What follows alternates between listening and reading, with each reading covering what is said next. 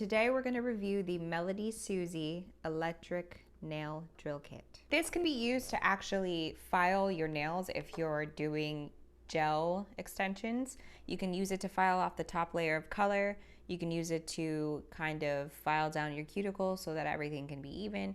It can also be used to kind of buff everything out, and it comes with this kit which includes a bunch of sand bit parts and also a bunch of different inserts that do different things. So some of them are rounded, some of them are pointed, but they serve different functions, like for example removing the gel off of your nail bed or evening out your cuticle. This little part right here is actually how you turn it off and on. There's a little switch there. What I think is interesting is it rotates in two different directions. This is my first nail drill, so I'm not sure if others rotate in different directions, but this one you can switch it to right or to left to spin in the way that you need it for your hand that you're drilling on. It also comes with a dial so that you can lower the speed or make it higher.